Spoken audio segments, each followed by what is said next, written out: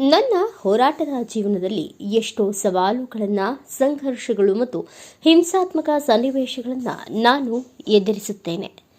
ಇದು ನನಗೆ ನನ್ನ ಮತ್ತು ನನ್ನ ಸಮಾಜದ ಕಷ್ಟಗಳನ್ನು ನಿವಾರಿಸಲು ಅಥವಾ ಒಂದು ಗುರಿಯನ್ನು ಸಾಧಿಸಲು ಮಾಡುವ ನಿರಂತರ ಪ್ರಯತ್ನವಾಗಿತ್ತು.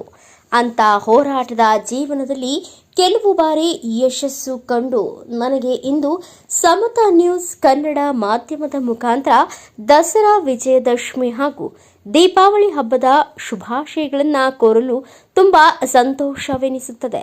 ಸಮಸ್ತ ನಾಡಿನ ಜನತೆಗೆ ವಿಜಯದಶಮಿ ಹಬ್ಬವು ಆರೋಗ್ಯ, ಸಮೃದ್ಧಿ ತುಂಬಿರಲಿ ಎಂದು ಶುಭ ಕೋರುವ ಸನ್ಮಾನ್ಯ ಶ್ರೀ ನಂದಕುಮಾರ್ ಕಾಂಬ್ಳೆ, ಇಂಗ್ಳಿ ಗ್ರಾಮ, ತಾಲೂಕು ಚಿಕ್ಕೋಡಿ, ಜಿಲ್ಲಾ ಬೆಳಗಾವಿ. ನಾಡ ಅಧಿದೇವತೆಯ ತವರೂರಿನಲ್ಲಿ ಸಡಗರದ ದಸರಾ ಹಬ್ಬ, ಕರುನಾಡ ಸಿರಿತನದ ಮಡಿಲಿನಲ್ಲಿ ಸಂಭ್ರಮದ ನಾಡ ಹಬ್ಬ. ಮಲ್ಲಿಗೆಯ ಕಂಪಂತೆ, ರಸಬಾಳೆ ಸವಿಯಂತೆ, ಪಂಚಾಮೃತದಂತೆ ನಮ್ಮ ಊರು.